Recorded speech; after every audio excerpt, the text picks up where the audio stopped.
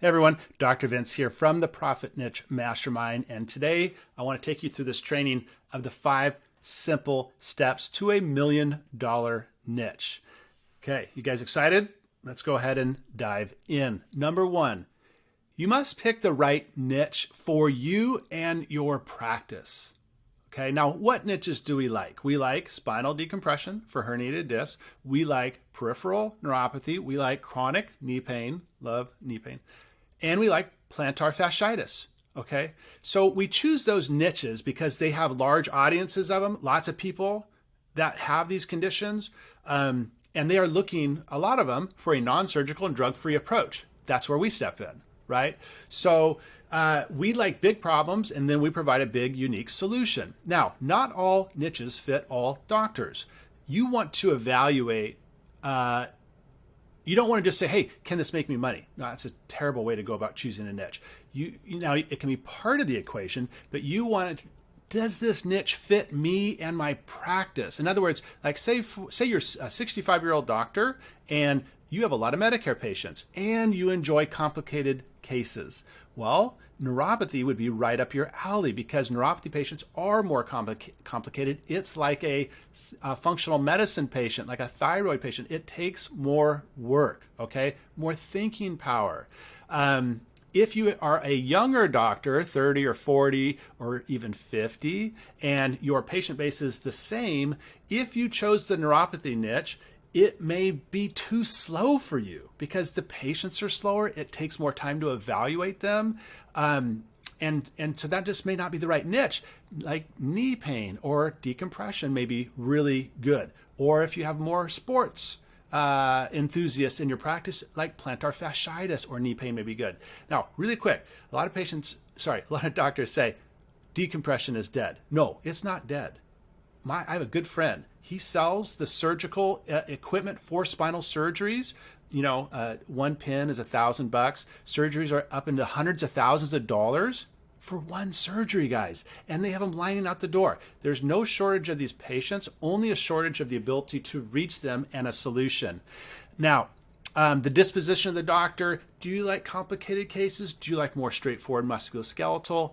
That's important. What's your community like? Are you in Florida where there's a ton of Medicare patients, or are you in a different type of community with a younger age range? Okay, so take all those things into consideration before you choose your niche. Now, if you have a niche that you maybe can't seem to make it work, maybe that's why. Like if you chose neuropathy and you're like, gosh, I just can't seem to make it work. Think about these things and apply it and see if that helps.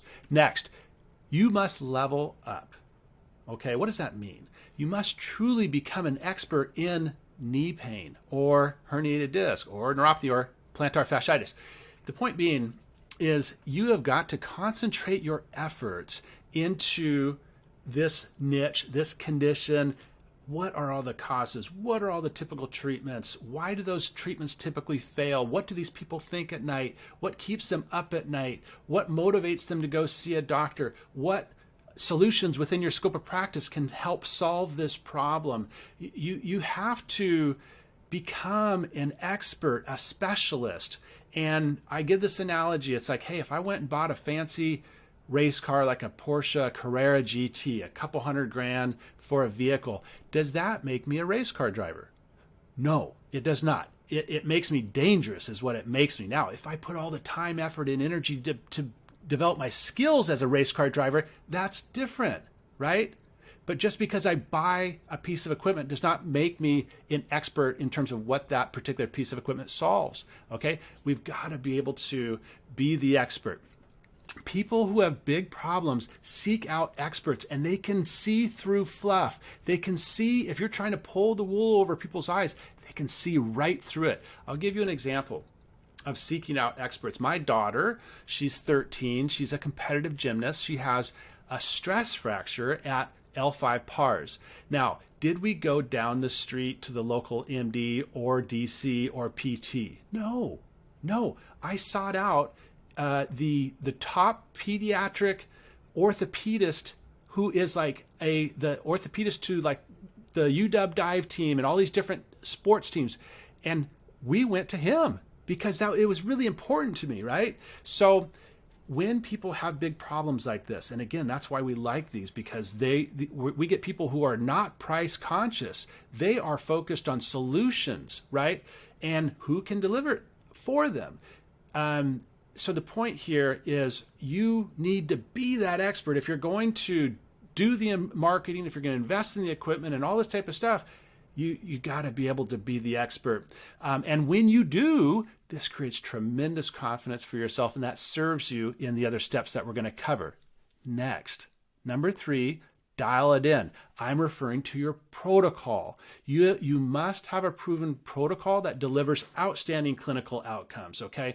You do not want to ask for a check for $5,000 or $3,000 or $8,000 or whatever the number is, and not feel confident that you can deliver the results that you promise in the ROF. Okay, so practice hack here, follow a proven model, okay? Because if you try to figure it out on your own, you will be practicing on a lot of people, not delivering results on a lot of people, and probably writing a lot of refund checks in that process. Now, maybe you'll get there and maybe you won't, but it's not very fun figuring it out on your own. I promise you that. So follow a proven model, because what happens is early on when you're starting with your niche, I always tell my clients, hey, it's more important in the beginning to gain clinical experience versus making money.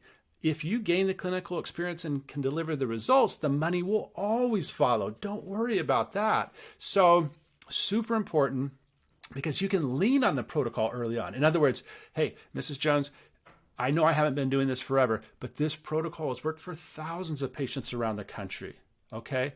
I may be new to it, but this protocol is not new. We have tremendous results. We have this research and this, okay? So you can lean on that protocol when you're lacking all the experience. Very important. And this also increases confidence. Next, number 4, practice the Houdini method. Now, you probably know who Harry Houdini is. Can you name like 3 other magicians? I sure can't. I think I know one guy, Chris Angel. And I don't even know why, probably because he was in Vegas or something. But Harry Houdini's from the 30s. What did he do that we still remember his name? Isn't that interesting? Well, I'll tell you what. He was a card shark, like all the other card sharks out there, okay? And at the end of one show, he decided to do this new act called an escape act, right? He locked himself in a box and got out of it. And his manager was like, "Ooh, you got to do that again." Everyone went wild. So Harry Houdini shifted from a general practitioner doing card shark tricks like everyone else to a category of 1 as an escape artist. And he blew up in terms of popularity. So we want to move ourselves into a category of 1 instead of doing all this, mild neck and back pain, to a specialist. Now, I'm not saying you have to stop doing the regular chiropractic work. I'm not saying that at all. I'm saying we're going to bolt on this niche to your practice, but you want to move yourself into that specialist, that category of 1. Next, Harry Houdini loved marketing. Right? He loved marketing. He had one of the first film companies. He would show up to cities early and have the police lock him into a jail and tell everyone to come watch him escape. And then he would escape and tell them, hey, and come see me tonight at 6 o'clock. And he'd have huge audiences for his shows. So he was a showman. I'm not saying you need to be a showman. What I'm saying is you need to embrace marketing so that you can get your message out there to those people that really need to hear it.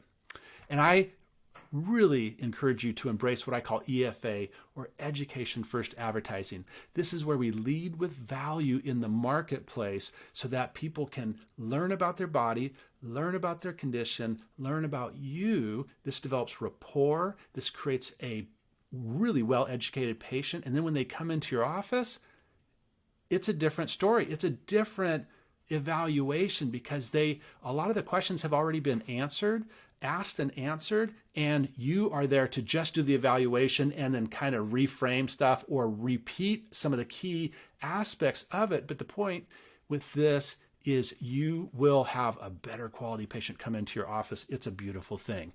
And then finally, Q&E. What does that stand for? Qualify and enroll. You must be able to qualify a patient. In other words, you need to be able to rule them in and with a high degree of certainty yes, I can help this patient, or rule them out and say, no, I cannot. I don't think they're going to respond well. There's nothing worse than writing refund checks. That'll get you out of a niche in a heartbeat, okay? So you must qualify the patient or have the skill sets to qualify a patient. And again, practice hack, follow a proven model. You then, once you are able to qualify them, you'll be able to enroll them with confidence and ease because you know that you can help them. With a really high degree of certainty, you know you can help this patient. And then in that process, what you want to do is increase your communication skills.